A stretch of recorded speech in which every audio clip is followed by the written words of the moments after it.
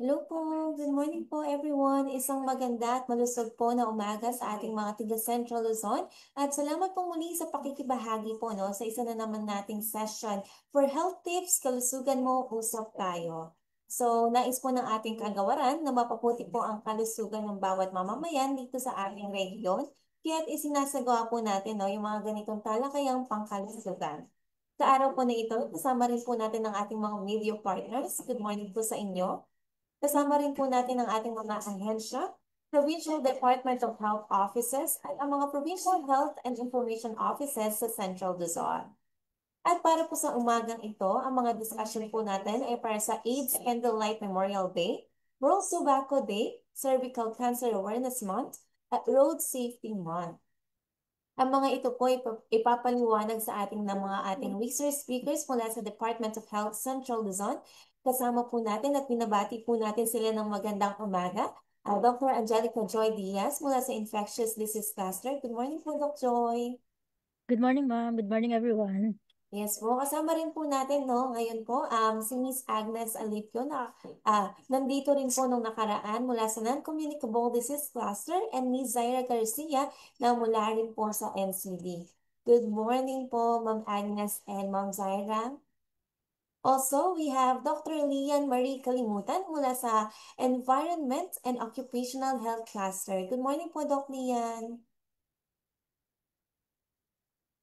So, ayan, no, they are preparing lang po, no, yung pag-in sa ating Zoom. Pero, good morning po sa inyong lahat at salamat po sa pagpapaunlak po sa talakayang ito. At tayo rin po ay naka-live po sa ating Facebook Live, no? So, to our participants and viewers, mangyaring i-share po, i-like at mag-follow po sa ating official Facebook page, DOH Central Luzon, para po mas mapalawak po natin ang ating plataforma para sa mga ganitong talakayan.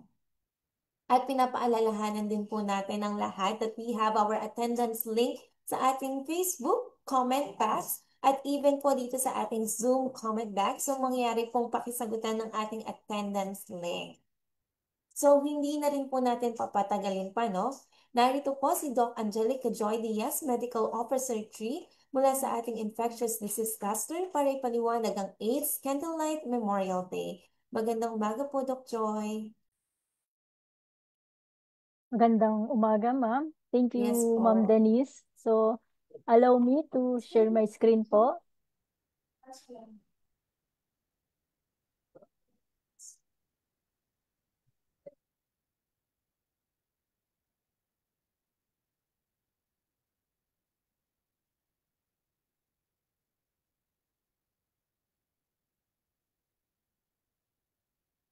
Okay naman, Ma'am Denise. Yes po, visible po, Doc. Thank you so Sige. much po. Thank you, Ma'am Denise. At isang magandang umaga po sa inyong lahat ng mga nanonood sa ating live din sa FB. So, ako po si Dr. Angelica Joy Diaz, ang OIC Head ng Infectious Diseases Cluster ng Central Luzon Center for Health Development. So, ngayong araw po, ako po ay narito upang magbahagi ng kaalaman tungkol sa mga sumusunod. Una po, ay ano ba ang kasulukuyan na HIV situation ng ating bansa? And then, pangalawa, ano ang ipinagdiriwang tuwing buwan ng Mayo kaugnay sa HIV? And then, ano po ba ang HIV at paano natin ito maiiwasan? So, layunin po natin na mas mapalawak pa ang kaalaman ng bawat isa upang mas maprotektahan natin ang ating sarili at ang ating komunidad. So first, let's discuss yung HIV situation po dito sa ating bansa. So noong 2008, isa lamang ang naitatalang kaso ng HIV kada araw. Pagsapit naman po ng 2019, tumaas ito sa 21 kaso na kada araw. And 2022, pagdating ng 2022, naging 42 na ang bagong kaso bawat araw naman. And ngayon naman po, this year, this 2025, umaabot na tayo sa 57 newly diagnosis cases per day. At patuloy pa pong nakikita natin na pag tumataas ang bilang nito. So kung titingnan natin ang distribusyon ng mga kaso ayon sa rehiyon, Ang Region 3 po ay pangatlo sa may pinakamataas na bilang ng kaso ng HIV mula January hanggang March 2025. So ito po ay nagpapakita na ang HIV ay hindi na lamang problema ng isang lugar, ito po ay isang isyung pangkalusugan na dapat tutukan sa buong bansa.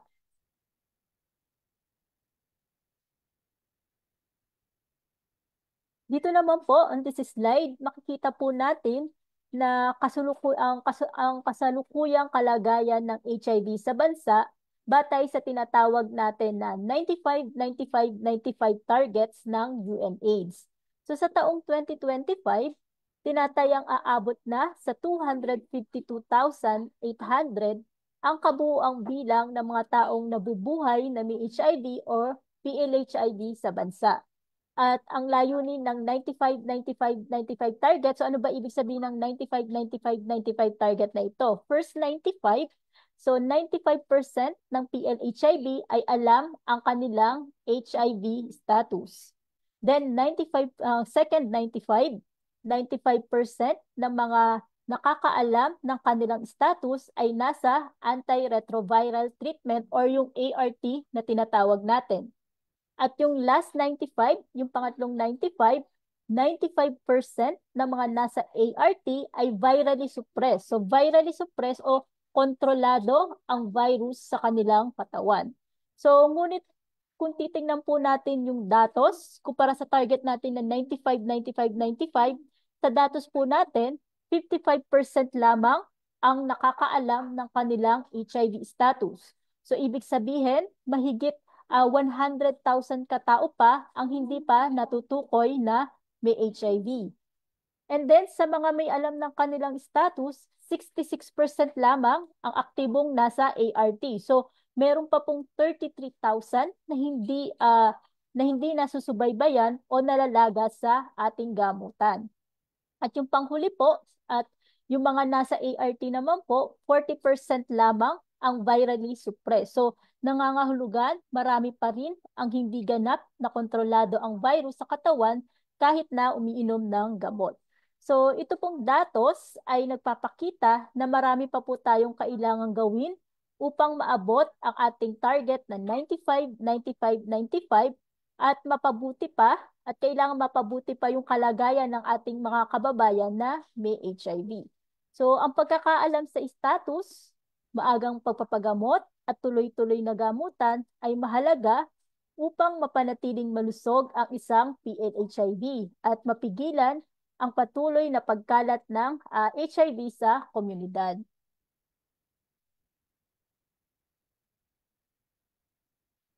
Dito naman po, kung titingnan po natin ang datos pa rin, no, mga datos natin mula January hanggang March 2025, ang pinakamaraming bagong kaso ng HIV ay mula sa age group na 25 to 34 years old. So bumubuo ito ng 47% ng kabuuang kaso. Sunod dito, ang age group naman po na 15 to 24 years old na may 33% naman. So habang ang natitirang bahagi ay mula sa mga edad na 35 years old pataas. So makikita rin natin sa ibabang bahagi ng slide ang sexual milestone ng mga ating mga MSM at TGW. So yung sa MSN, ito yung mga lalaking nakikipagtalik sa kapwa lalaki at yung TGW, ito yung mga ating mga transgender women. Then ayon din sa ating datos, 16 years old ang karaniwang edad ng unang pakikipagtalik ng isang tao at pagdating ng 17 years old, yun naman yung unang anal sex. Ngunit pag 19 years old pa lamang sila, nagsisimulang gumamit ng kondom at ang unang HIV test ay nangyayari sa karaniwang edad na 21 years old. So ibig sabihin po nito, may 2 hanggang 4 na taong agwat mula sa simula ng sexual activity hanggang sa paggamit ng proteksyon at pagpapasuri. So dahil dito, mas naglalagay sa kanila sa mas mataas na panganib ng HIV transmission. So mahalaga po na maipaabot sa ating mga kabataan ang tamang impormasyon at maagang maengganyo sa paggamit ng proteksyon at HIV testing.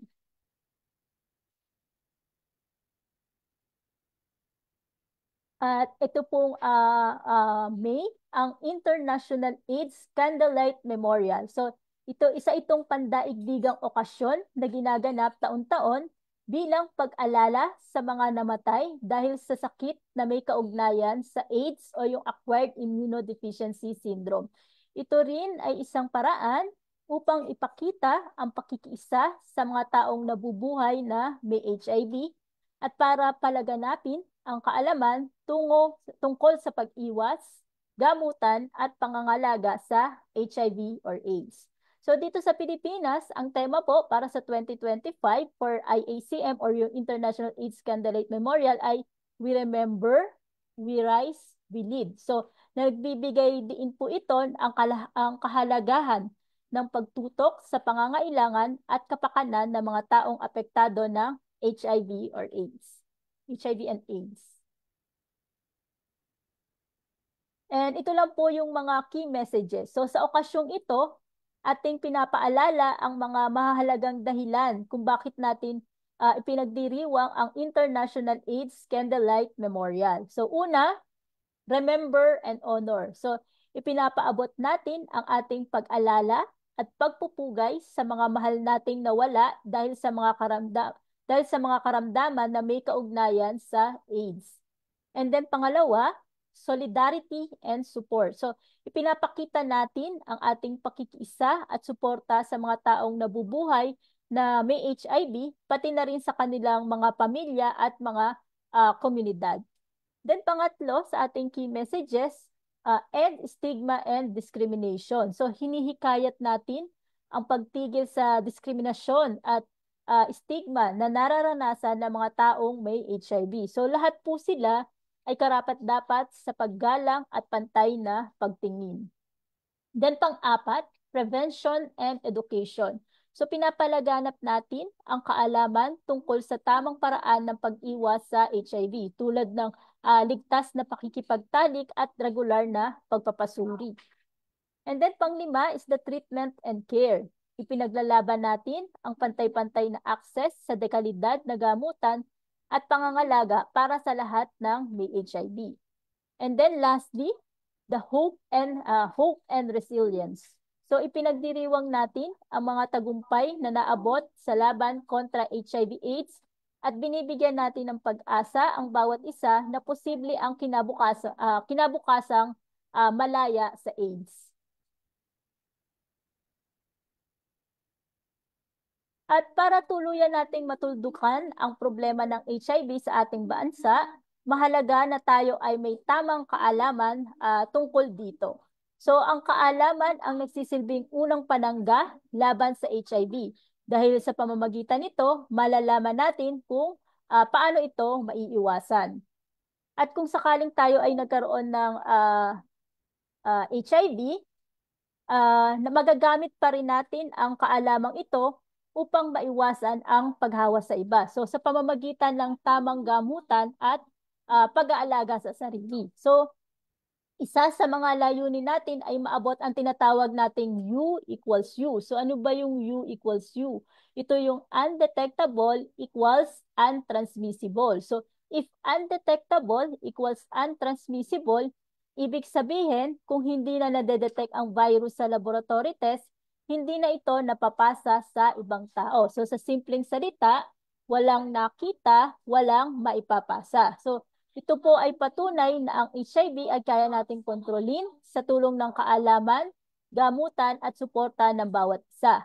And additional to that po ay tandaan natin yung 1, 2, 3, 4, 5 ng HIV. So ano ba yung unang number 1 ng HIV? So ang ito ba number 1, ano ang HIV? Ang HIV ay isang virus na napapasa tao sa tao at umaatake at sumisira sa ating immune system na natural na panangga ng katawan laban sa sakit. So napapasa sa tao at umaatake at sumisira sa ating immune system. So pangalawa, ano ang dalawang yugto ng HIV? From HIV infection hanggang AIDS condition. So Ito yung mula sa unang infeksyon hanggang sa advanced stage ng sakit kung hindi magagamot ang isang kliyente.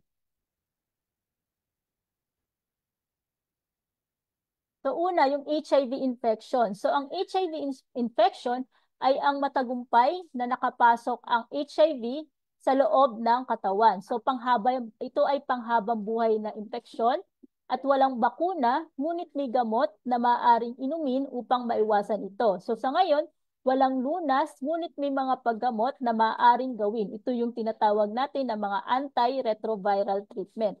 At walang tiyak na mga simptomas dito. So, walang tiyak na simptomas, ibig sabihin para siyang parang trangkaso o flu-like symptoms, yung initial symptoms na maaring unang lumabas na mga simptomas like lagnat, pananakit ng lalamunan, mga rashes, pagkapagod, o namamagang mga kulani. So, yun yung unang mga simptomas na maaaring lumabas. At ang tawag natin sa mga taong mayroong HIV infection ay yung PLHIV or person living with HIV. Ngayon naman, ano naman yung AIDS or yung Acquired Immune Deficiency Syndrome? So, ang AIDS ay acquired, ibig sabihin, maaring maipasa mula sa tao patungo sa ibang tao. Immune, naapektuhan ng virus ang panlaban ng ating katawan sa sakit o immune system. And D, deficiency, yung immune system ng katawan ay hindi nagtatrabaho ng maayos. And then lastly, syndrome, grupo ng mga simptomas. So, ang AIDS ay ang kondisyon kung saan yung natural na depensa ng isang taong nagtataglay ng mikrobyo ng HIV ay lubhang naging mahina na at wala na itong kakayahang lumaban sa mga karaniwang opportunistic infection. So kapag masyadong mababa na ang CD4 count o yung parang sila yung white blood cells na lumalaban sa infection, humihina ang katawan at nagiging bukas sa mga tinatawag natin na opportunistic infection. And atin lang din po tandaan na hindi lahat ng tao na nahahawa ng HIV o nagkakaroon ng HIV infection ay automatikong may AIDS. So nabanggit ko kanina yung regarding sa opportunistic infection. So ano ba yung opportunistic infection? So ang opportunistic infection ay ito yung mga sakit na karaniwang hindi umaatake sa mga taong may malakas na immune system, ngunit nagkakaroon at lumalala sa mga taong may HIV, lalo na kapag bumaba ang kanilang immune system or yung CD4 count. So yung mga infeksyon, tulad ito ng mga bacteria, virus, fungi, o parasite. So, tinatawag sila na opportunistic dahil sumasalakay ang mga ito kapag mahina ang immune system ng isang tao, tulad ng sa mga may taong may AIDS or advanced HIV infection. So, madalas na ito'y nagiging sanhi ng kamatayan o matinding komplikasyon kung hindi maagapan. So, halimbawa na yung mga ito, yung sa TB, like yung mga pneumocystic o yung pneumonia, and also mga fungal infection. So ito yung mga halimbawa ng mga opportunistic infections.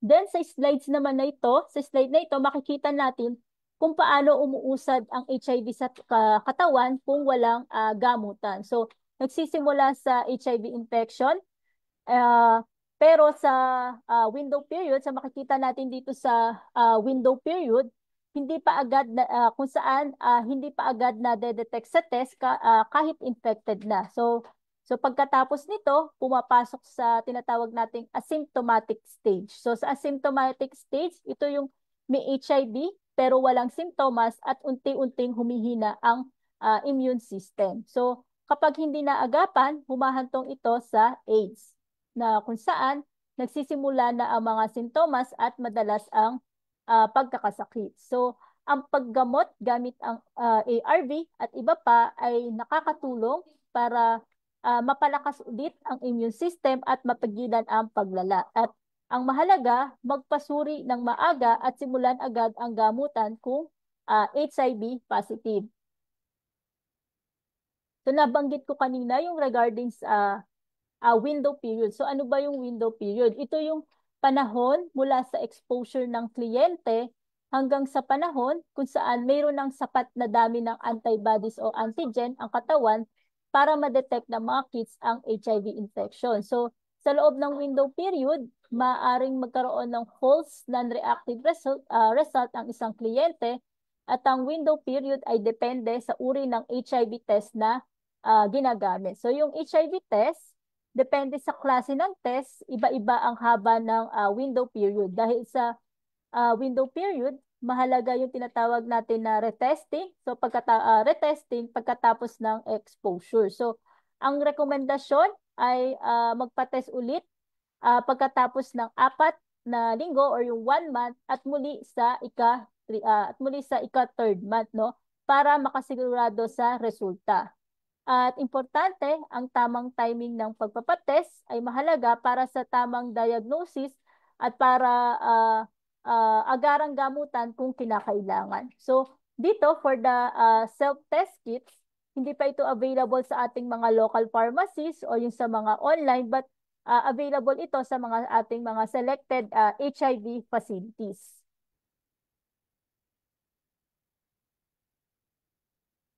And then dito na tayo sa ating pangatlo, pagdating sa 1, 2, 3, 4, 5 ng HIV. Ito yung mode of transmission or paano na ipapasa ang HIV. So ang HIV ay naipapasa sa pakikipagtalik ng walang gamit na protection through anal, vaginal, or sexual intercourse sa isang taong positibo sa HIV. And then paggamit ng mga paggamit ng hindi bago o kontaminadong syringes or hiringgilya o yung kontaminadong dugo o mga produktong nagtataglay nito. At pwede din mother-to-child transmission mula sa isang ina na positibo sa HIV tungo sa kanyang anak habang nasa proseso ng pagbubuntis at during panganganak or pagpapasuso. And then ito naman po ang HIV. Tandaan natin ang HIV ay hindi na ipapasa sa pamamagitan ng pagliligo ng mga sa swimming pool, sa kagat ng lamok o kaya pag-ubo o yung sa toilet bowl, yung mga sa public CR, paggamit ng parehong kubyertos at halik. So hindi po na ipapasa ito, ang HIV ay hindi na ipapasa sa mga gantong way po, no? And then pang-apat, ano ang mga likido sa katawan na mataas ang konsentrasyon ng HIV? So tandaan natin ng BSBD, ito yung mga likido na mataas ang konsentrasyon ng HIV like yung sa dugo o yung blood, semen o yung mga semilya, and then yung gatas ng ina or breast milk, and the vaginal fluid or fluid mula sa ari ng babae. At ito naman yung mga likido sa loob ng katawan na hindi maaring magtaglay ng mikrobyo ng HIV. So kasama na dito yung luha, laway, at pawis. And then panghuli sa ating 1, 2, 3, 5 ng HIV, yung combination prevention. So yung A, B, C, D, E. So ano ba yung A? First is the abstinence or pag-iwas sa pakikipagtalik, lalo na yung mga may high risk na behavior. And then B, be mutually faithful to your partner or maging tapat sa iyong karelasyon. And then C, correct and consistent condom, PrEP, and PEP use. So kasama na sa C yung PrEP and PEP use. So tama at tuloy-tuloy na paggamit ng condom. Then the pre-exposure or post-exposure prophylaxis. And then letter D, don't do drugs and share needles. So huwag gumamit ng droga at parehong mga karayom or ineksyon. And then E is the education and early diagnosis and treatment. So edukasyon at maagang pagkatukoy o diagnosis ng sakit. So sa pamamaraan sa pagpigil ng HIV na gumagamit tayo ng iba't ibang strategy, no, ng sabay-sabay, at sa ganitong paraan ang mga tao at komunidad ay nakakamit ang pinakamahusay na proteksyon laban sa HIV.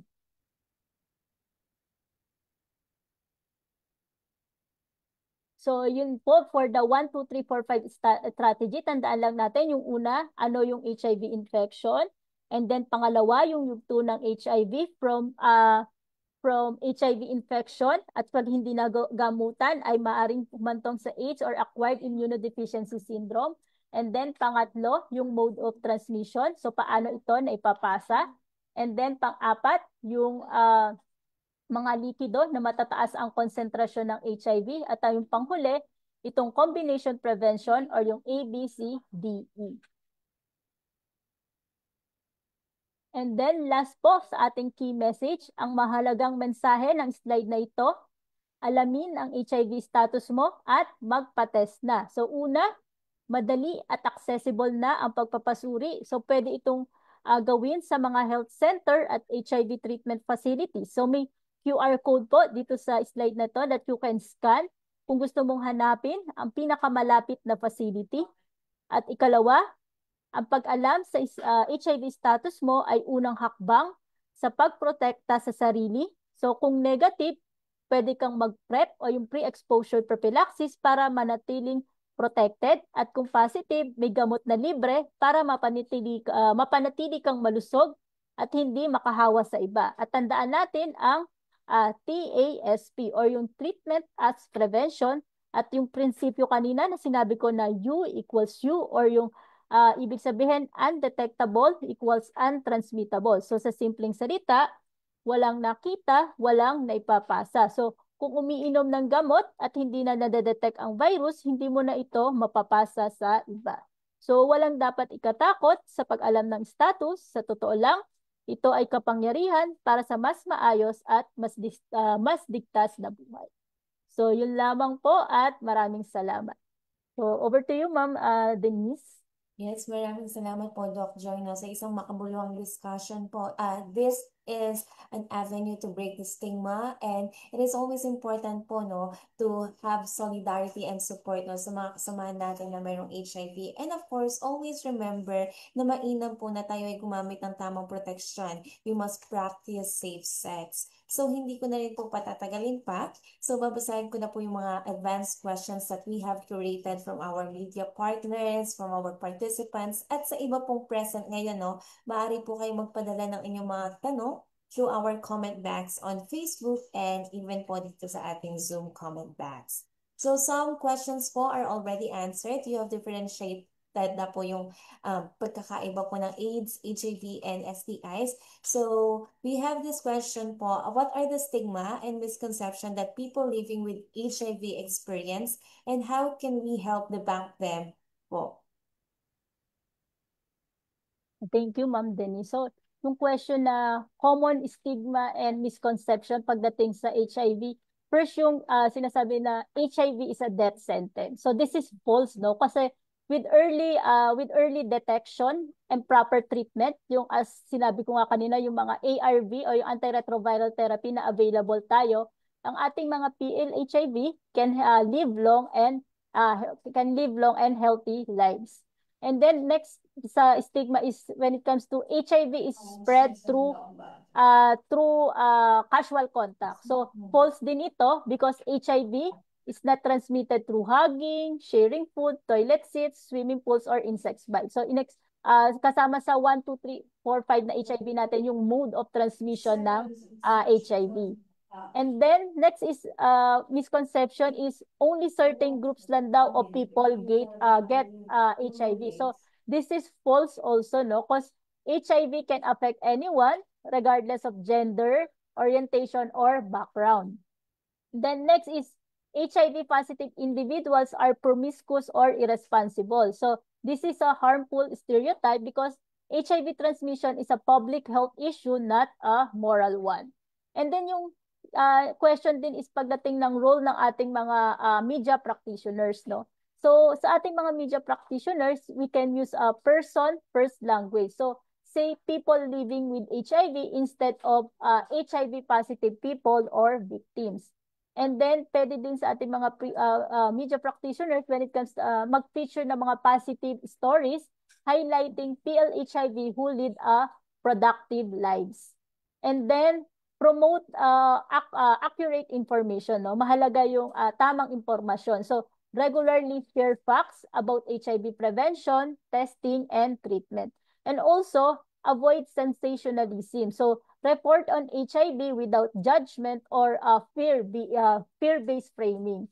And then lastly, engage in empathy-driven journalism. So, focus on rights, health, and dignity. So, yun po, Ma'am Bruce. Thank you so much po, Dr. Joy, especially for debunking those misconceptions and clearing po yung ating mga stigma and stereotype. And of course, our media practitioners, I know, could help us in disseminating the right information regarding HIV. So maybe this is a reiteration lang po, Doc, no? What are the services that the Department of Health offers relating to HIV and AIDS, and where are the access points for it? Sa ating mga DOH provided HIV/AIDS services, meron tayong mga free HIV testing and counseling. And then free also ng mga antiretroviral treatment na available sa ating mga HIV facilities. And also management ng mga opportunistic infection na inexplain kanina yung mga opportunistic infection, no, na maaaring magkaroon.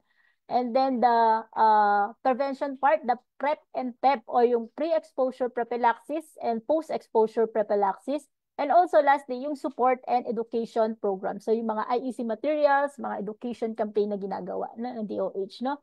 And then lastly yung sa access points dito sa atin sa bansa, there are HIV treatment hubs and primary HIV care clinics located in public and also sa ating mga private hospitals, rural health units, and ating mga city health offices. So kanina, present yung QR code na pwedeng ma-scan para ma-access yung mga malalapit na facility na available. And then also, merong mga health centers across Central Luzon dito sa ating region that nationwide can guide individuals to the nearest treatment hubs. Thank you so much po, Doc. And last na po, no, we have a question from FB po, no, from Miss Loya Aquino de Guzman. So, Doc, ang antiretroviral treatment meds po ba natin ay libre po para sa ating mga mamamayan? Yes po, no, libre po yung ating mga antiretroviral treatment for sa ating mga PLHIV at maaari pong makakuha nito sa ating mga HIV facilities sa HIV facilities. So maaari pong i-scan lang yung QR code na present kanina para ma-access kung saan mga malalapit na facility na pwede pong pumunta. Ayun. Thank you so much po, no. Malinaw po yan, our antiretroviral treatment and meds po ay libre po para sa lahat. We have our QR codes. Maybe we can scan it po, no, so that we can avail the service. And thank you so much, Doc, for this wonderful discussion. Lagi-lagi po nating tandaan, it is very important to take note of the 5 combination prevention for HIV. And with that po, thank you so much po, Doc Joy. This is a great opportunity for us to hear words from you.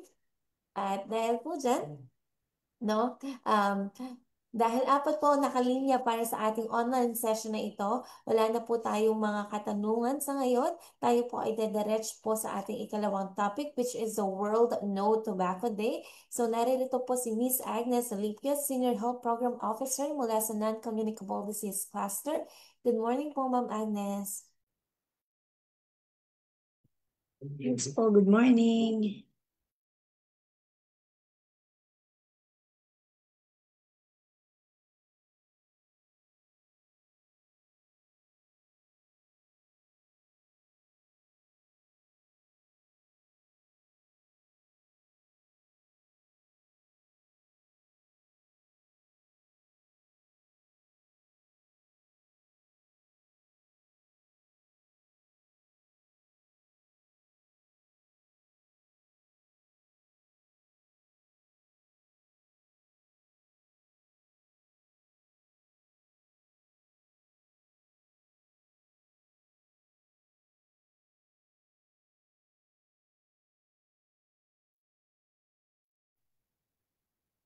Hello po, good morning.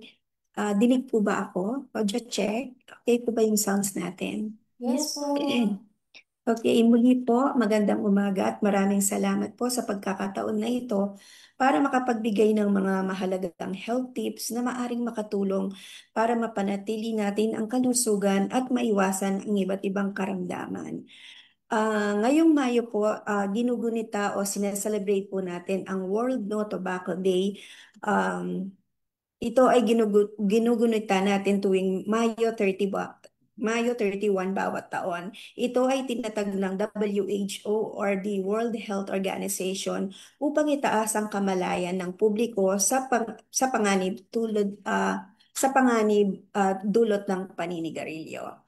Ang tema po ngayong taon na ito ay Unmasking the Appeal, Exposing Industry Tactics on Tobacco and Nicotine Products. Layunin po ng tema ngayong taon na ipakita ang mga strategies ng mga tobacco industries ah, tulad ng kaakit-akit na disenyo, pampatamis na lasa at glamorosong marketing na ginagamit upang maging mabenta yung mga produkto lalong-lalo na sa kabataan.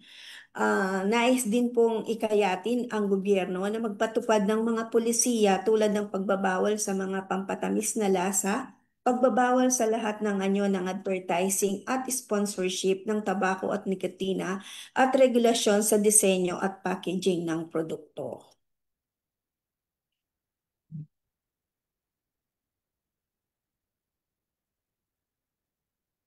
So, ang paninigarilyo po ay sanhi ng kamatayan or sanhi ng maagang kamatayan o yung tinatawag na premature death at iba't ibang mga sakit sa buong mundo. Ang ibig sabihin ng premature death po, yun pong mga namatay, a death that occurs between 30 to 70 years old, no? So, yun po yung mga namatay dahil na maaring may kinalaman sa paninigarilyo. Sa buong mundo po, mayroong 8 milyon na namamatay dahil sa paninigarilyo o paggamit ng tobacco. 7 milyon po sa mga namatay na ito ay resulta ng mga diretsong naninigarilyo o gumagamit ng tobacco, while yung 1.2 milyon naman po, yun yung mga namatay dahil sa mga na-expose po sila sa second hand smoke, no? Hindi sila naninigarilyo pero sila ay exposed sa mga taong naninigarilyo.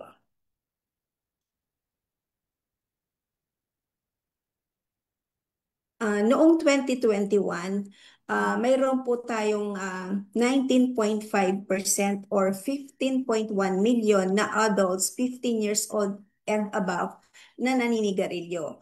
Ang 34.7% po ay mga lalaki at 4.2% ay mga babae. Kung makikita niyo po yung figure na ito, mataas pa rin, no? Yung prevalence ng paggamit ng sigarilyo sa mga kalalakihan. Dito naman po sa mga estudyante na ang edad ay 13 to 15 years old, overall po meron tayong 16% na naninigarilyo, 22.2 ay mga lalaki at 10.4% ay mga babae. Dito po ay pinapakita lamang namin ito yung mga top leading cause of mortality o yung dahilan ng pagkamatay. Kung makikita niyo po from 20 to 2024, consistent na heart disease all forms ang una na leading cause of mortality. Kapag naninigarilyo ang isang tao, mataas ba yung risk niya para siya ay magkaroon ng heart disease? Another is cancer. Cancer, kung makikita niyo po from 2020, 22, 2023 to 2024 ay pumapangalawa ang cancer at nasa pang-apat noong 2021. Ang taong naninigarilyo po ay mataas po yung risk niya para siya ay magkaroon ng cancer sa iba't ibang parte ng katawan. Hypertension.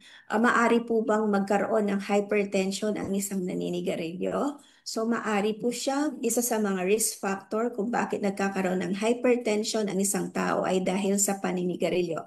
And most common po sa mga sakit, no, or sa mga reasons ng dahilan ng pagkamatay, itong chronic obstructive pulmonary diseases. Ito usually yung nakukuha na mga na sakit ng mga taong naninigarilyo, no? Yung COPD, kung makikita nyo, 2020 to 2021, nasa pang-8 po, at nung 2022 hanggang 2024 ay nasa pang-7.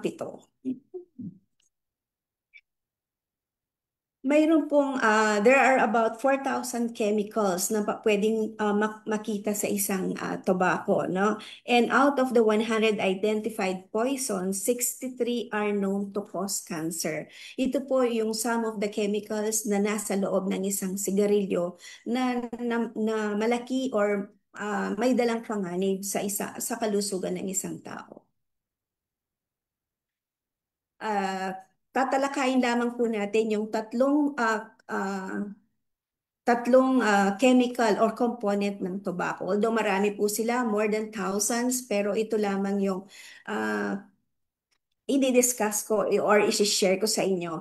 Ang tobacco ay naglalaman ng nicotine. Ang nicotine ito po yung nakaka-addict na substance, kaya nahihirapan ang mga naninigarilyo na huminto.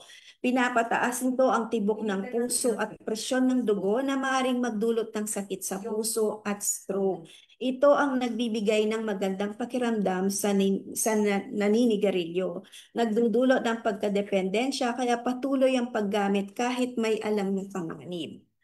Another component is tar. Ito ay isang malagkit at maitim na chemical na nanatili sa baga kapag naninigarilyo. Isa rin itong sanhi ng cancer sa baga at iba pang bahagi ng katawan gaya ng bibig, lalamunan at pantog. Another component ito yung carbon monoxide. No, ang carbon monoxide binabawasan ang oxygen sa dugo. Dahil kulang ang oxygen, mas bumibilis ang tibok ng puso na maaaring magdulot ng hypertension, chest pain o paninikip ng dibdib or atake sa puso. Dahil kulang yung oxygen, kailangan magtrabaho ng doble ang puso para maibigay niya yung kailangan na oxygen, mag-compensate, no, dun sa kailangan ng katawan. So ano yung mga different health consequences na may kinalaman sa paninigarilyo? So sa Pilipinas po, no, ang mga sakit na nauugnay sa tabako ay pumapatay ng 87,600 bawat taon. Katumbas po nito na may 10 Pilipino na namamatay sa bawat oras dahil sa paninigarilyo. Ang paninigarilyo ay humantong sa sakit, kapansanan at pagkamatay. Ito ay nakakasama sa halos lahat ng bahagi ng katawan. Ito ay nagdudulot ng cancer, iba't ibang form of cancer, no? Pwedeng magkaroon ng cancer ah, sa sa bibig, sa stomach, sa liver, and most common po sa mga naninigarilyo ay makikita natin yung lung cancer. Pwede rin po siyang magkaroon ng chronic diseases like stroke, sakit sa baga, diabetes at COPD. Maaari ding maatake ang ang taong naninigarilyo, no? So cardiovascular diseases including heart disease and stroke, diabetes, cancer, COPD, ito po yung mga four main diseases that dominate NCD mortality and morbidity. So mayroon din tayong tinatawag na second-hand smoke. Hindi naninigarilyo um, pero nagkaroon siya ng sakit dahil siya ay exposed sa second-hand smoke. Bakit mapanganib sa kalusugan ng pagkakalantad sa pangalawang panig na usok? Ang exposure sa second-hand smoke ay hindi lamang nakakapinsala sa kalusugan, nakakamatay rin ito sa buong mundo. 1.2 milyong pagkamatay ang resulta ng mga hindi naninigarilyo na na-expose sa second-hand smoke. Pagpapatunay ito ng second-hand smoke ay isang makabuluhang sanhi ng sakit at pagkamatay. Ang lumalaking listahan ng mga sakit at panganib na epekto mula sa exposure sa second-hand smoke ay kinabibilangan ng cancer, sakit sa baga, sakit sa puso at stroke. So walang ligtas na antas ng exposure dito. So wag na po nating sabihin hindi tayo naninigarilyo, pero kung exposed din tayo sa mga taong naninigarilyo, mapanganib din sa kalusugan po ng bawat isa. Marahil familiar po tayo doon sa traditional na tobacco, no? Traditional na tobacco na nakikita natin na ginagamit ng mga naninigarilyo. Ngayon, mayroon din po tayong yung mga very popular na makikita sa market. Ito yung tinatawag nilang e-cigarette or vape. Ang Electronic Nicotine Delivery System or ENDS at Electronic Non-Nicotine Delivery Systems ay mas kilala bilang electronic cigarettes or e-cigarettes, vaping devices or vape pens. Kadalasan ng mga ito ay aparato na pinapatakbo ng baterya na ginagamit upang manigarilyo o mag-vape ng isang flavored na solusyon. So lahat po ng ends ay naglalaman ng nikotina. Yung isang vape, mayroon silang sinasabi yung ENNDS, yun yung non-nicotine, walang laman na nicotine. No, ang sabi nila, kung gusto mong mag-quit sa paninigarilyo, mag-shift ka into vape. Malaking, hindi po tama yun, no? Maling kaalaman po iyon. So, nakakapinsala ba ang ENDS? Ang ENDS ay nakakapinsala lalo na sa mga kabataan, buntis at matatanda na hindi naninigarilyo. Bagaman hindi pa kumpleto ang mga pag-aaral ukol sa kahihinatnan ng pangmatagalang epekto nito sa pagkakasakit at pagkamatay. Pinakikita naman ng mga kasalukuyang ebidensya na ang mga produktong ito ay naglalaman ng mga nakakapinsalang sangkap. Nang ilan ay kapareho ng mga chemical na matatagpuan sa tradisyonal na mga produktong tabako at iba pa na kilala na sanhi ng cancer. Dagdag pa rito, wala pong ebidensya na ang e-cigarettes ay ay may mas mababang peligro sa kalusugan. Ang masangkap na nagdudulot ng cancer kahit gaano kababa ay isa pa maaari pa rin magdulot ng cancer. Pinaka-mainam pa rin ang pag-iwas sa tabako at e-cigarette. Kaya wag po kayong maniniwala kapag sinabi nilang mag-shift ka into vape kung gusto mo mag-quit sa paninigarilyo. Okay. So bakit po kaya yung tobacco ay very prevalent sa ating bansa, no? Uh, Very prevalent po yung tobacco. Number one, easy access and low prices. Madaling access at murang presyo. Ngayon, kahit online, makaka-order po kayo ng mga sigarilyo or vape. No? Mayroong agresibo at malawakang pag-advertise at aring kakulangan ng kaalaman ng publiko tungkol sa masamang epekto. Also, mahinang pagpapatupad ng polisiya laban sa paninigarilyo. Ano po yung mga health benefits kapag nag-quit na po ang isang naninigarilyo? So, number one, gumaganda po yung kalusugan. Mas nalalasahan na natin yung pagkain, no? At tumatalas yung pang-amoy natin. Of course, nakakatipid sa pera. Magkano na yung sigarilyo ngayon, no? Pwede na natin gamitin yung extra baon natin or pera, no? Sa imbes na bumili ng sigarilyo ay magagamit natin sa ibang bagay. Mas mabango ang katawan, hininga, bahay at sasakyan. Mas giginhawa ang pakiramdam at kakayahang mag-exercise or mag-ehersisyo. Nagiging mabuting halimbawa sa mga bata. Naiiwasan ang panganib ng second-hand smoke sa iba. Mas mataas ang kumpiyansa sa sarili at hindi na kailangang mag-alala tungkol sa pagtigil. Ano naman po yung mga hadlang or mga roadblocks? Bakit yung iba ay adamant po or ayaw nila subukang mag-quit sa paninigarilyo? Number one, takot silang mabigo, no? Madaming beses na akong nag-attempt pero hindi nagiging successful. So, takot silang mabigo. May mga simptomas ng paghinto tulad ng pagkapagod or fatigue, pagdagdag na timbang, also depression, also natatakot sila na hindi na nila may-enjoy yung nakukuha nilang pleasure kapag sila ay naninigarilyo, kakulangan ng suporta, and palaging kasama ang mga taong naninigarilyo. Ang pagtigil sa paninigarilyo ay mahirap dahil sa takot, mga physical at emotional na simptomas, kakulangan ng suporta at impluensya ng kapaligiran.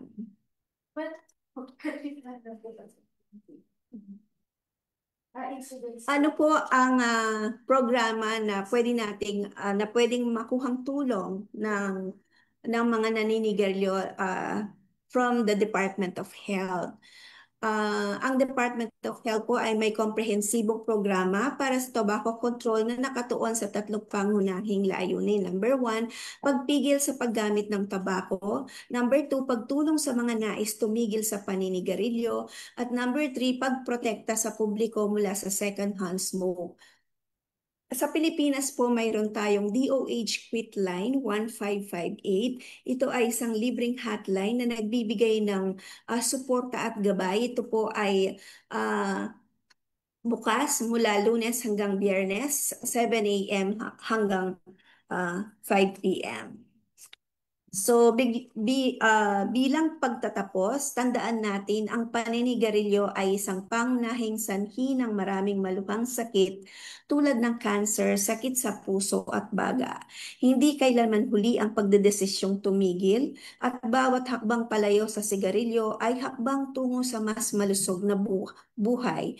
Bilang mga tagapag-alaga sa kalusugan, may mahalaga tayong papel sa pagbibigay kaalaman at paggabay sa ating mga pasyente. Sama-sama nating itaguyod ang isang komunidad na malaya sa usok ng sigarilyo. So with that po, maraming salamat. And maraming salamat din po, Ma'am Agnes. So let us be mindful po no, sa paggamit ng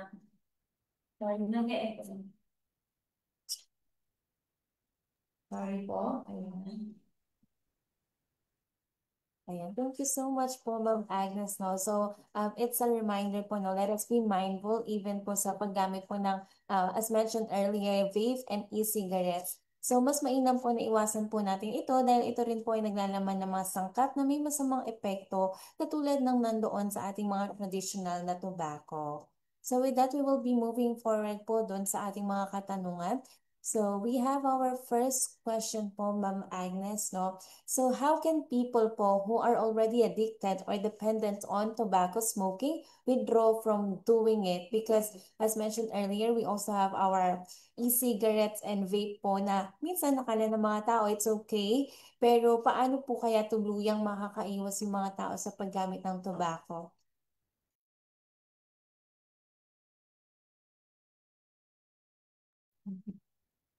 So may ilang hakbang ang mga adik o umaasa na sa paninigarilyo. So may ilang hakbang at programang DOH para tulungan ang mga gustong tumigil sa paninigarilyo. Number one po yung sa mga rural health unit ay nagpo-provide po sila ng behavioral counseling. Actually, sa mga dependent po sa sigarilyo or tobacco, kailangan nila ng intensive counseling. Maaring magtungo sa mga health center upang makakuha ng counseling mula sa mga eksperto para sa mga epektibong pagtigil sa paninigarilyo. Mayroon po tayong mga DOH accredited physician na tinrade po ng Department of Health na maaring tumulong sa mga taong dependent sa nicotine or sa tobacco. Mayroon din ang Department of Health po, minsan may pagkakataon na nagpo-provide din ng mga nicotine replacement therapy kung hindi po epektibo yung counseling na palaging unsuccessful po yung attempt nila ng pag-quit. Pwede silang mabigyan ng mga train nating mga healthcare workers ng mga nicotine replacement therapy, libreng nicotine patches ang binibigay ng DOH upang makatulong sa pagtigil sa paninigarilyo. And also na-mention ko kanina, mayroon tayong sa national po, may libreng quit line, no? Ito yung pwede nating tawagan yung 1558 kung saan maaring makakuha ng payo at suporta. Thank you po. Thank you so much po, no? We already have an hotline po, no, na pwede nating kontakin para po sa tuloy-tuloy na counseling. And next question po, no, we have existing law here in the Philippines po, no, that prohibits smoking in public places. So, ano po ang role ng DOH po in terms of implementing this law? Opo, sa Pilipinas, sumiiral ang Executive Order Number 26 Series of 2017 na nag-uutos sa pagkakaroon ng mga smoke-free na lugar sa mga pampubliko at saradong espasyo. Ipinagbabawal ng kautosang ito ang paninigarilyo sa mga pampublikong lugar tulad ng mga paaralan, palaruan, pampublikong transportasyon at sa loob ng 100 meters na mga nabanggit na lugar. Pinagbabawal din ang pagbebenta, pag-anunsyo at promosyon ng mga produktong tabako malapit sa mga lugar na ito. Ang DOH ang nangunguna sa pagpapatupad ng batas na ito sa pamamagitan ng pagbibigay ng gabay at technical na suporta sa mga lokal na pamahalaan, pangunguna sa mga kampanya ng kaalaman sa publiko at pakikipag-ugnayan sa iba't ibang ahensya upang masigurong naipapatupad ng maayos ang batas. And again, for reiteration po, no, what are the programs po that DOH CLCHD has for tobacco-related diseases?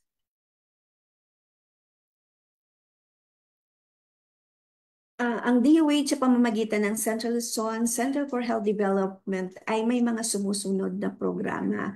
Number one, yung edukasyon at promotion ng kalusugan.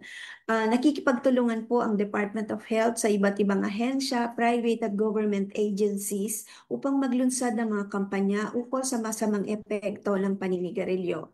Also, pagsasama ng smoking cessation sa mga serbisyong pangkalusugan, may mga patnubay ang DOH para maisama ang mga serbisyo sa pagtigil sa paninigarilyo sa mga health center upang mas madaling makuha ng publiko. Thank you po. And thank you so much po, no. Maraming salamat po sa compact and detailed na lecture discussion, Ma'am Agnes. So, tandaan po natin, hindi kailanman huli ang pagdidesisyon para tumigil. We also have our hotline to help us in terms of stopping po yung ating addiction. Thank you so much po, Ma'am Agnes. So, gaya po kanina, no, kung wala na po tayong katanungan or kung meron man po, no, you can still comment it sa ating mga chat box and comment tags, no. We can answer it through email po. But we will be moving forward for the time sa ating susunod na paksa. Ito po ang cervical cancer na ipapaliwanag po ng ating NCD Program Manager, Ms. Zaira Garcia. Good morning po, ma'am. Good morning po.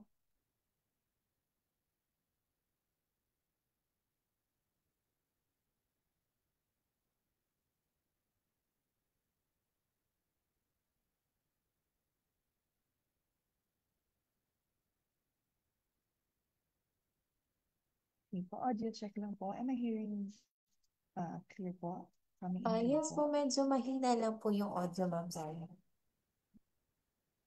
Ayan po. Better na po ba? Hello? Yes po, thank you so much po. Thank you, ma'am. Isa pong malusog at mapagpalang araw sa ating lahat. Ngayon pong buwan ng Mayo ay ginugunita po natin ang Cervical Cancer Awareness Month. Isa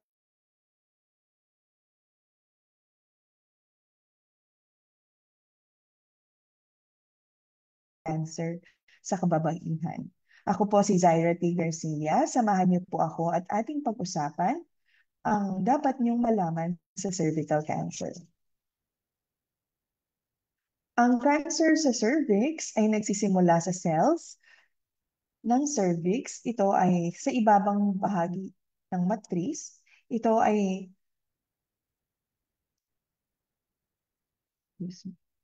wait lang po.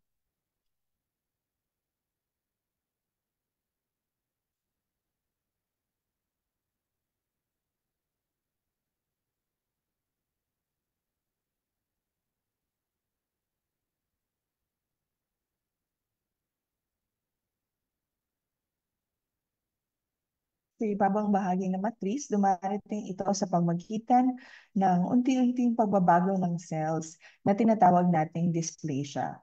Kung hindi ito maagapan, maaari itong mauwi sa cancer.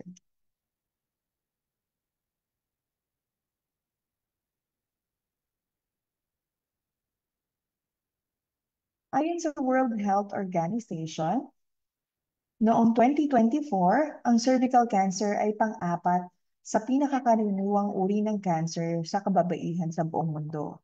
94% ng mga namamatay dito ay mula sa bansang may mababa at katangtamang kita. Pinakamataas ang bilang ng kaso at pagkamatay sa mga rehiyon ng Sub-Saharan Africa, Central America, at sa Southeast Asia kung saan nabibilang ang Pilipinas. Sa Pilipinas, may 39.6 milyong kababaihan na may edad 15 pataas ang nanganganib sa cervical cancer. Taon-taon, 7,897 na kababaihan ang nadidiskubre na may cervical cancer. Ang cervical cancer ay pangalawa sa cancer ng mga babae sa Pilipinas. Pangalawa rin ito sa mga kababaihan na may edad 15 hanggang 44 ayon sa World Health Organization noong taong 2023. Mga sanhi ng cervical cancer. Ang HPV or ang human papilloma virus ay isang karaniwang impeksyon na naipapasa sa pakikipagtalik na maaaring magdulot ng cervical cancer kung hindi ito magagamot. Ang patuloy na impeksyon ng HPV sa cervix kapag hindi nagamot ay nadudulot ng 95% ng mga kaso ng cervical cancer. Ang mga salikpanganib o ang tinatawag ding risk factors ng cervical cancer ay ang mga sumusunod. Una, ang paninigarilyo. Ito ay nakakapinsala sa cells ng cervix. Ikalawa, ang maraming beses na pagbubuntis o multiple pregnancy. Mas mataas ang risk ng cervical cancer sa mga babaeng maraming beses na nanganak dahil ito sa wear and tear na dinadanas ng kanilang cervix sa pagbubuntis at panganganak.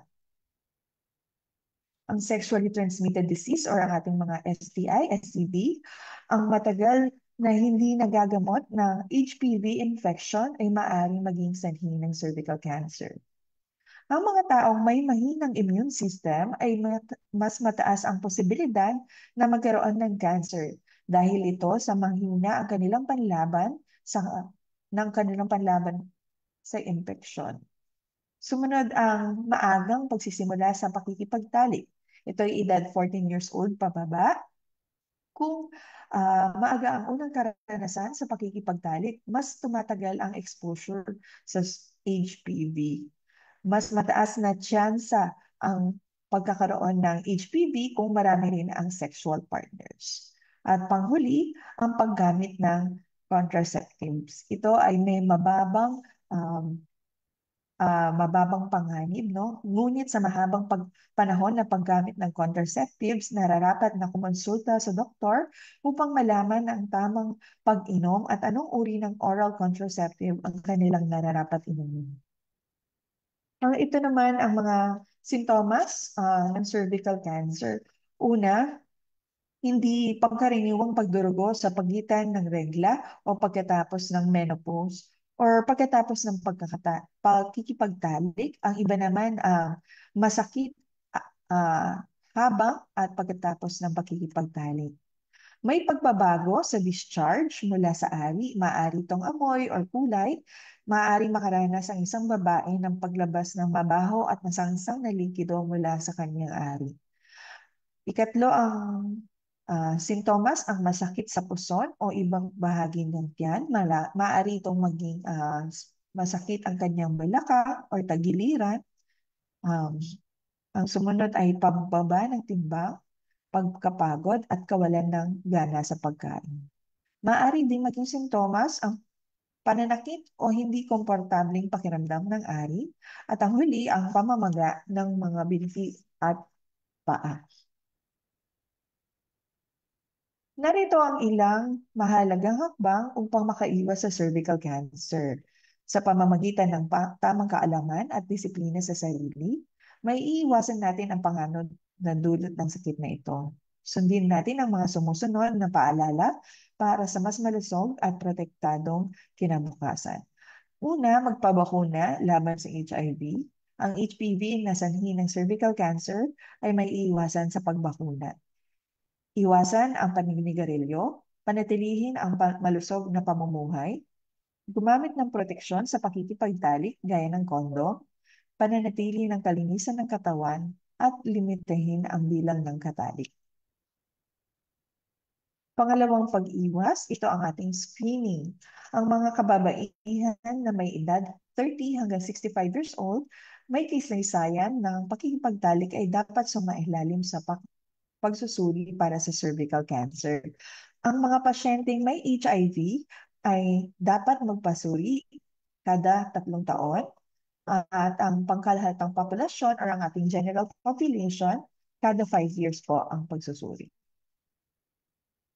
Sino ang mga dapat magpa-screen sa cervical cancer? Kung kanina po nabanggit natin, no, na ang mga babaeng 30 to 65 years old na lalapat na silang magpasuri, dito naman maari na pong magpa-screen ang mga babae sa health centers, health facilities specialista, or yung gynecologist or family planning provider.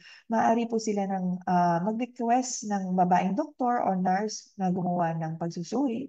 Maari din po yung ating mga specialista.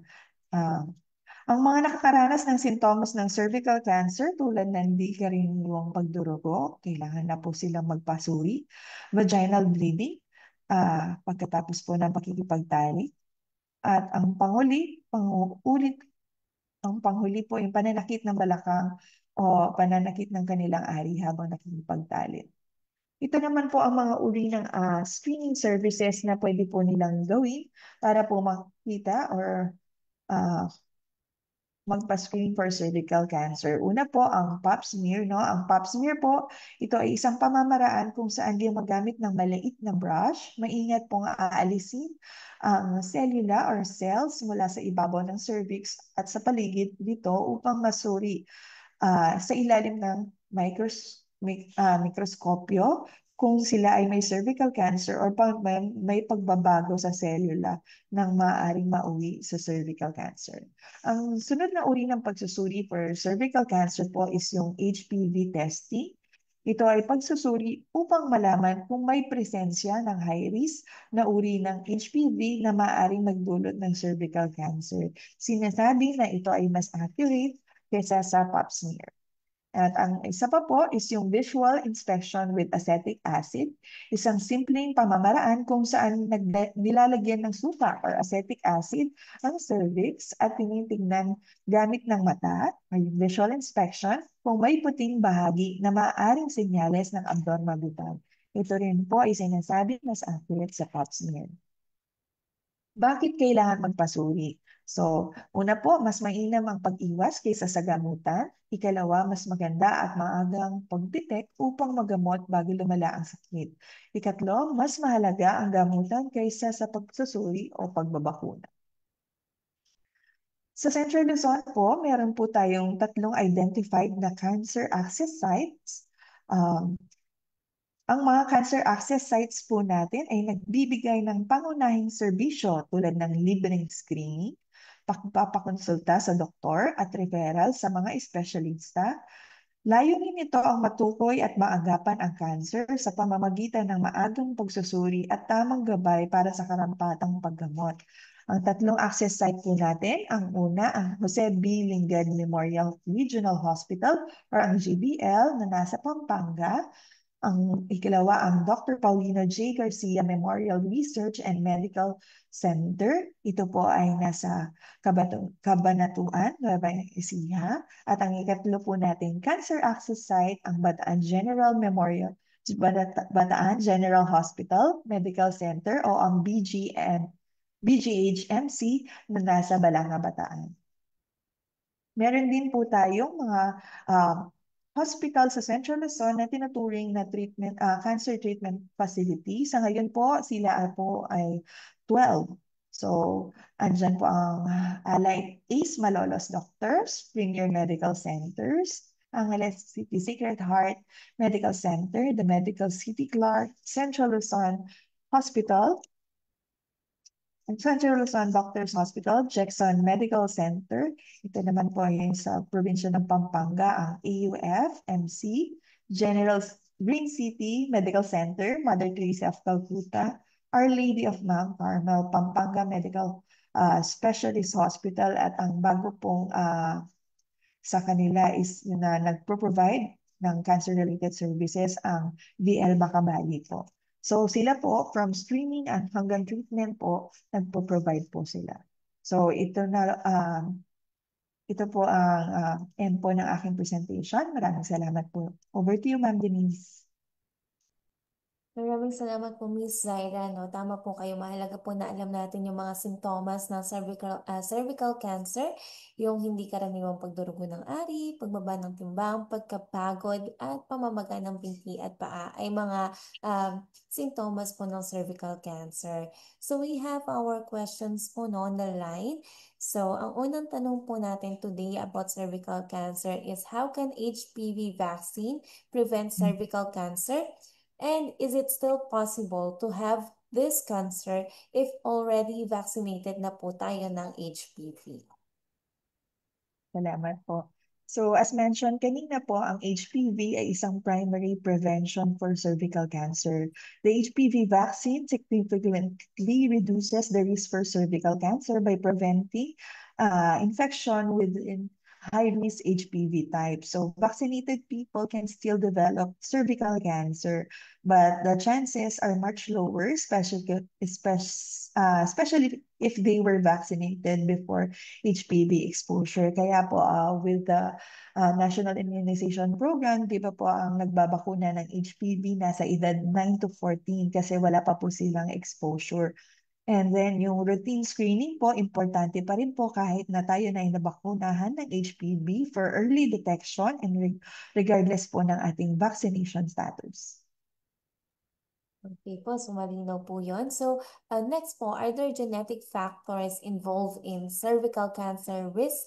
And I believe, no, nabanggit nyo na rin po ito kanina. When should I seek medical consultation?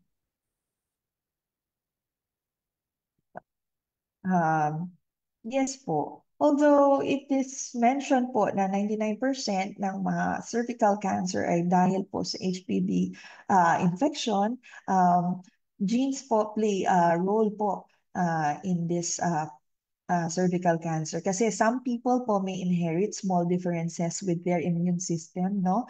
Meron po yung pinanganak na mahina talaga ang immune system that makes it harder to fight off HPV. And also po, if the close relative, gaya po ng mother or sister, nagkaroon na po ng cervical or gynecological cancers, maaari po maging at risk po si patient or yung tao. Alright po, maraming salamat po. And for the last questions po, no, ano po yung mga CLCHD programs na maaaring mag-participate ang ating mga mamamayan, activities po, no, relating to cervical cancer?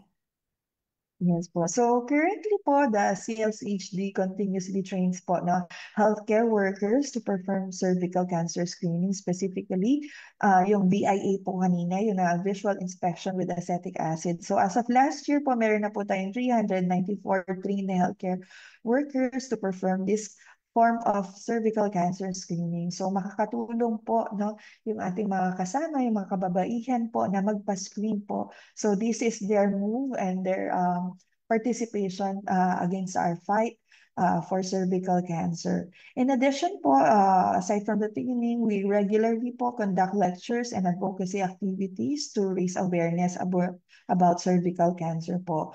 We also support po the development and the promotion of cancer-related policy, lalo-lalo na po sa workplace po para sa ating mga workers. And at present po, the CLCHD po is at the process of facility mapping to strengthen the referral system across Central Luzon. So gusto po natin no, maging mas better po yung coordination between cancer access site, healthcare facilities, and medical specialists para mas marami po tayong matulungan na kababaihan. Alright, Thank so you po, it's Ma'am Denise. thank you po, Ma'am Zara. It's good to know that we have our programs, health advocacies, and of course our interventions to train our HRH po no in terms of cervical cancer. I do know po no we are also conducting a people-centered activities, and last February we conducted Cancer Awareness Summit Tama po, yes po. And to all our media partners, no, it's very important po na you can also attend our cancer summits po, no, to help us disseminate information. Thank you so much po, Ms. Zaira, for sharing all the interventions po that we are currently conducting. And syempre sa pamamagitan po ng mga hakbang na ito, no, and even po sa pamamagitan ng tamang pagpabakuna para sa ating mga participants and everyone here in the Zoom. So mahalaga po na mapanatili natin na malusog po ang ating mga sarili, no? Mahalaga rin po ang cervical cancer screening. So thank you so much po, Ma'am Zaira. Thank you po. Alright, so with that po, no, para po tuloy-tuloy na mabusog tayo sa health information, magpapatuloy po tayo, no, sa ating last session for today. Down to our last topic, we have our Road Safety Month na ihatid sa atin ni Dr. Lian Marie Kalimutan, Medical Officer Tribula sa Environmental and Occupation Health Cluster. Ayan, nakikita po natin ang kanyang magandang muka. So, good morning po, Dr. Lian. Hello po. Good morning po everyone. Loud and clear po yung aking audio, ma'am. Ayan, Doc Lian, medyo mahina lang po yung ating audio. Eto po, ma'am. Hello. Good morning po. Ayan po, Ayan, malinaw na better po po. siya. Yes po. Okay po. Sige, let me share my screen po, no. Good morning po sa ating lahat.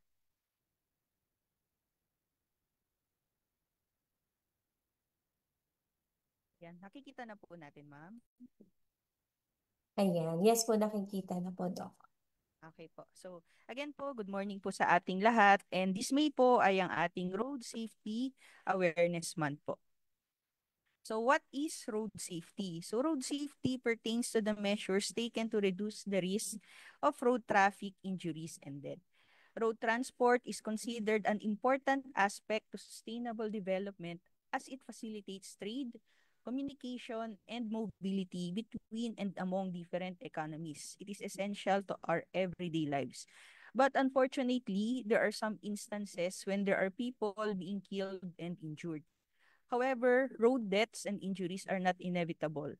The last few decades have demonstrated that effective and comprehensive road safety strategies can reduce the number of people killed or injured on the road despite increasing traffic levels.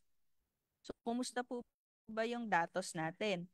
So, pag dating po sa usaping road safety, sabi po ng ating data, so 1.35 million bilang ng road fatalities kada taon sa buong mundo po. So medyo nakakabahala din po ito, no? And 12,000 bilang ng mga Pilipinong namamatay ay dahil sa road accidents kada taon. So based po sa ating data ng Philippine Statistics Authority, mga bandang 2018 po ito. So, what are the global efforts done to improve road safety conditions around the world? So, there are significant international conventions, agreements, and initiatives geared towards improving road safety conditions. So, the World Health Organization has kicked off the Decade of Action for Road Safety 2021 to 2030 with the ambitious target of preventing at least 50% of road traffic deaths and injuries by 2030. And together with the WHO, the United Nations Regional Commissions, in cooperation then with other partners in the UN Road Safety Collaboration, have developed a global plan for the Decade of Action, which was released last October 28, 2021. So, kaya po tayo naimbitahan ngayon dahil po sa Presidential Proclamation number 115A declaring the month of May for the celebration of the Road Safety Month. So, what guides the local road safety actions? So, it started po with the Philippine Road Safety Action Plan, and this serves as a comprehensive document that acts as a roadmap for road safety in the country. So from the global plan po ng mga nabanggit nating stakeholders kanina, WHO, UN, no? So this PRSAP serve it as a guide and adopted the 5 pillars of road safety. So unang-una po, meron tayong road safety management. Next, safer roads and mobility. Third, safer vehicles. Fourth, safer road users. And fifth is yung ating pong post-crash response. So ito po yung mga naging action plan na po natin na simula noong 2017 and then meron po tayo ngayon hanggang 2028. And ito po yung ating binabanggit na 5 pillars. Pagdating naman po sa Department of Health, so mag-focus po tayo doon sa ating post-crash response. So emergency care of the injured is important to save lives and prevent further injuries and disabilities. So how do we prioritize the health and safety of our family and others on the road? So, syempre po, by equipping yourself with appropriate road safety knowledge and appropriate behaviors to prevent road accidents and crashes, such as pagsusuot po ng protective devices when driving, for example, helmet, seatbelts, mga child care restraint, avoid din po natin yung mga drunk driving, managing speed, so we can avoid these unnecessary road accidents and deaths. So we also need to know the road signs when driving, of course. Use the proper pedestrian lane when traversing the road and made the road infrastructure commuter friendly and safe to use for all by encouraging authorities to step up road safety programs and initiatives. So these are the behavioral practices we need to educate the people on road safety that will prevent unnecessary accidents and deaths. So what are the negative effects of unsafe road behavior? So hindi lang po ito doon sa driver, pwede rin po sa pedestrians or kung sino mang pong mga nasa paligid, no? So pwede po physical aspects, fractures, internal injuries, cerebral injuries, no, mental disorders, pwede rin po post accident. It also cause harm to the people that deprives them of productivity and economic gain. So isipin po natin kapag po tayo po ay nasangkot sa isang road accident, pwede po yung loss of productive time due to recovery period. Siyempre po yung mga magre-recover, absent sila sa trabaho, sa school. Further loss of productivity due to resulting disabilities and of course po, damage and loss to property. On the other hand, road accidents may also cause emotional harm to the family and community, such as grief over loss of loved ones, stress due to resulting disability, and loss of productive citizen in the community.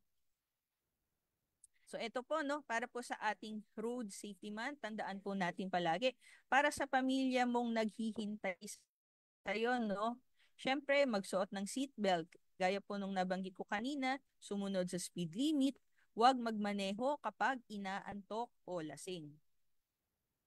Siguraduhin angkop sa edad, laki at timbang ng bata ang car seat na gagamitin po, So install ito ng maayos ayon sa gabay ng manufacturer at i-check bago bumiyahe. So dapat po hindi tayo nagmamadali. So alam din po ba natin na hindi po tayo basta-basta bumibili or nagsusuot lamang ng mga substandard po na mga helmet. So meron po tayong batas, yung RA 10054 o yung Motorcycle Helmet Act of 2009. And yung hindi po pagsunod dito, may mga karampatang offenses po para dito, And hindi lang driver ang saklaw ng batas po na ito, pati po yung ating backriders. Okay? Ang tamang pagsusuot, kailangan po ng partner po natin ang Department of Trade and Industry approved na helmet. So nakakabawas panganib at matinding pinsala at pagkamatay. So lesser po ito ng 6 times, mas mababa ang posibilidad ng pagkamatay and bababa po ng up to 74% yung nababawa sa tsansa ng brain injury. So nabanggit po natin kanina na isa po yung cerebral injury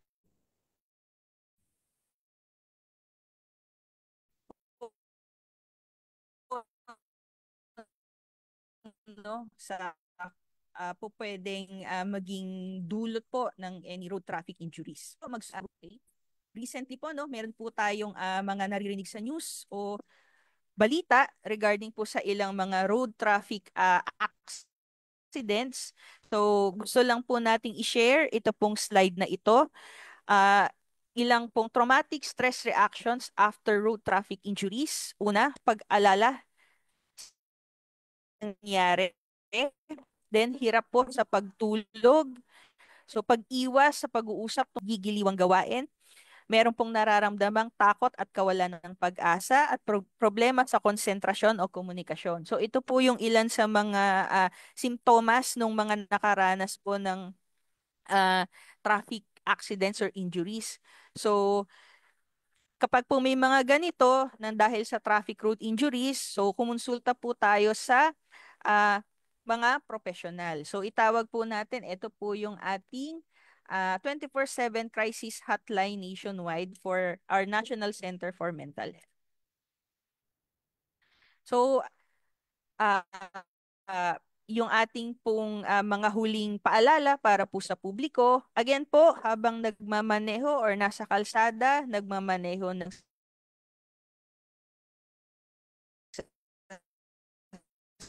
sasakyan, ng motor o bisikleta, kahit wag uminom ng alak, mag-helmet po para po doon sa mga nakamotor o kaya nakabisikleta. Tandaan po natin para po sa team ng ating pong Road Safety Month this year. So, basta driver, road safety love, pamilya. So, yun po. Maraming salamat po. Maraming salamat po, Doc Leanne. This topic is very crucial because we are talking about life, no? So we must avoid drunk driving, always wear helmets, seat belts, and use child restraint. At most important po, no, huwag po tayong mainitin ng ulo kapag tayo ay nasa kalsada.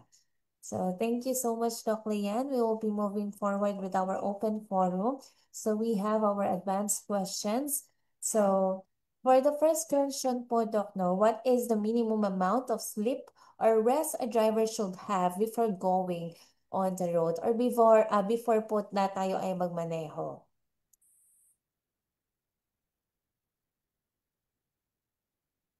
Hello, ma'am. Yes, Doc. Am I audible Ayan, po? sige. Ayan, Okay. sige po. Medyo ano lang. Pero tama po ba yung nakuha kong question, ano? Yung minimum na bilang na dapat po bang meron yung drivers po, no? Tama po? Yes po, Doc. Okay, sige po. Actually po, wala namang po talagang specific na para sa adult na bago magmaneho, ito po dapat. Pero po, tandaan po natin na dapat po tayo po ay nasa maayos na kondisyon bago po tayo doon po sa ating ilang pong ah, ah,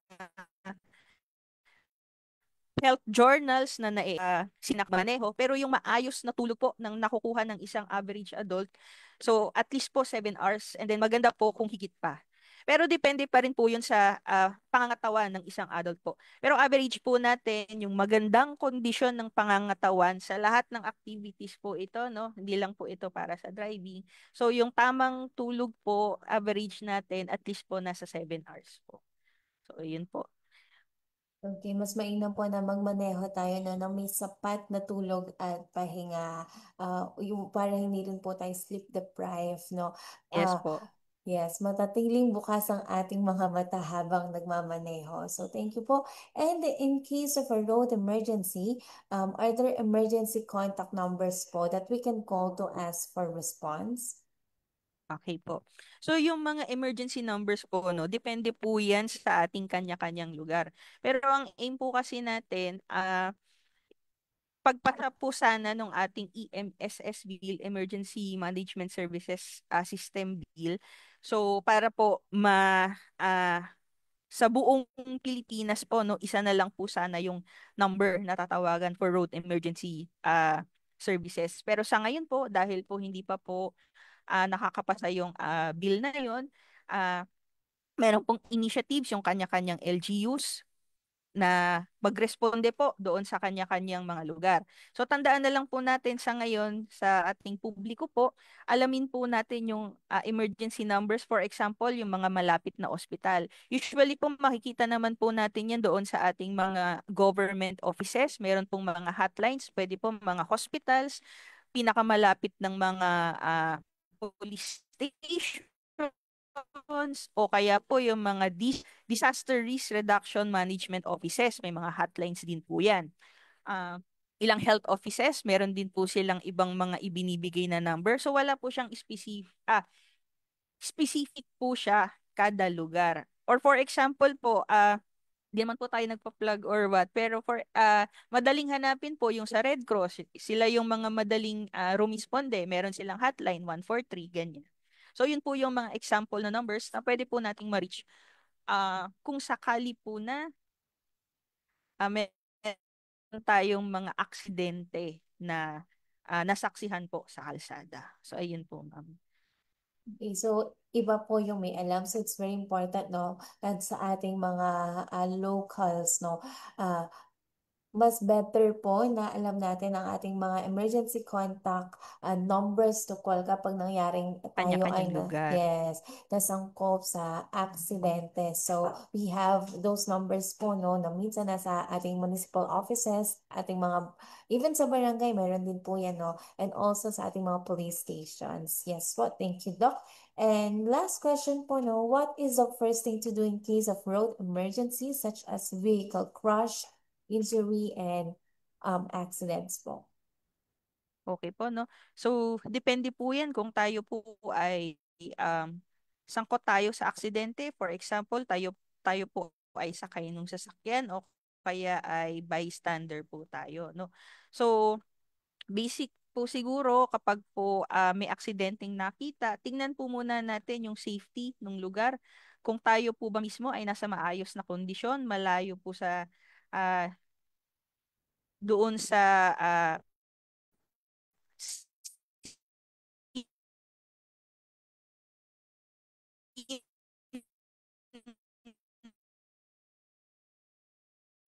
nung ah, ah, ah, so, kung aware po tayo, stable ba yung ating pasyente. Kapag po aalisin natin yung pasyente, maingat, minimal lang po yung paggalaw kasi hindi natin alam yung assessment po kung meron po siya mga fracture o ba.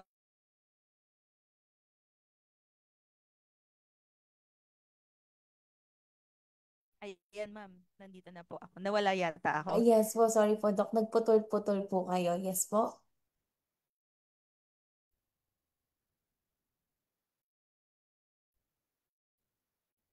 Ayan. Clear na ako, ma'am. Loud and clear na po. Yes po, ayan po, better Hello, na po, ma'am. Doc. Ayan, clear na po, no? Sige. I-reiterate ko lang po uli, no? So kapag po nakakita tayo nung mga aksidente, kung kailangan po talagang alisin siya doon sa immediate scene kasi po pwedeng nasusunog yung sasakyan o yung lugar, kapag aalisin natin sila po, no, minimal lang po yung ah, paggalaw paggalaw po sa kanila. Hindi kasi natin alam kung meron silang fracture o bali sa katawan. And lastly po, kung talagang hindi po yung maalam sa mga first aid na pwede natin tawagan for help sa kanya-kanya po nating mga lugar. Pwede po yun sa mga police o kaya po emergency services, sa ospital. No? So, habang make sure po natin na lugar o yung team ay pumupunta, magre-responde na po yung ating mga talagang medically equipped na personnel po. No? So, ayun po yung mga dapat po nating tandaan na immediate. So, first aid lang po kung kaya namang magbigay, yung basic first aid natin, tignan po natin, airway, breathing, humihinga ba yung ating pasyente. So, hanggang hindi po sila nadadala doon sa tamang ah, lugar sa hospital ospital, no, para matutukan ah, ibigay, no, sa ating mga biktima po. So, thank you so much po, Doc Lia, no? So, to reiterate po, no, mahalaga din po na tayo bilang bystander, we know how to respond sa pag-alam po ng pagbibigay ng first aid, no, sa mga taong na aksidente. And with that po, thank you so much po, Doc Lee, sa pagsagot po ng ating katanungan. Again, this is a reminder for everyone. Kanina na-flash po yung ating 24/7 hotline. So, kung sakaling tayo po ay nakaranas ng road injuries, no, at kung makaranas tayo ng epekto, distress, mula dun sa mga traffic road injuries, we can call po yung ating 24/7 hotline. And again, with our theme na lagi-lagi nating tandaan bilang tayo ay araw-araw nasa kalsada, no? Basta driver, road safety lover. So, thank you so much po, Doc Lee. Do we still have other questions from Facebook and from this Zoom meeting? Ayan. So, kung wala naman po, no, pwede naman rin po kayo magpadala ng inyong mga katanungan sa cmu@centraluzon.doh.gov.ph.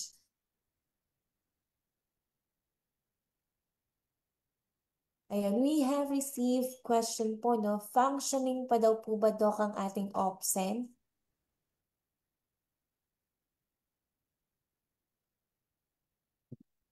Hello? Option po na Yes. dito po sa atin. Yes po, Doc. Opo. Nandun pa rin naman po yung ating mga sa HEMS, no? Kaya lang, meron po yan nila. So, hindi lang po ako sure doon sa shifting po ng duty. But, meron pa rin po tayong mga kasamahan sa OPSEN po. Thank you po. Yes po, ang ating option po ay functioning pa po na we have our health emergency staff po that could answer and cater to your concerns. And also, when it comes to road safety concerns, no, accidents, last time din po, no, we have set up like health emergency po booths doon sa ating NLEX. So, ayun po, no, we are trying, the DOH is trying our best po, no, to help those who are in need and to help those po na makaka-encounter ng road safety accidents. But we hope not po. We hope na wala pong maaksidente sa atin, no? Ma-lesson po iyan. So thank you so much, Doc. At ayan po, no, we will be ending our sessions. Muli, we are giving thanks to our research speaker, Doc Joy, Ma'am Agnes, Ma'am Zaira, and Doc Lian. Ganon din po sa ating participants na patuloy na nakikiisa sa ating session ngayong umaga.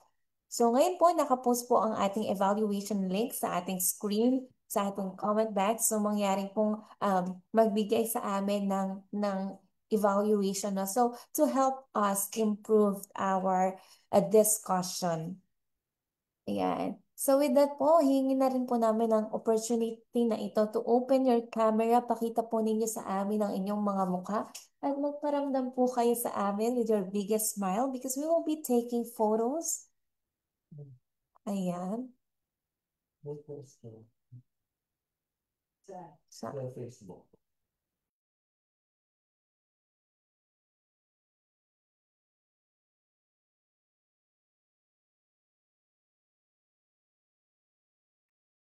Ayan. Okay po, ready? Okay, bubuksan ko po ang aking camera. Okay po, ready po? 1, 2, 3.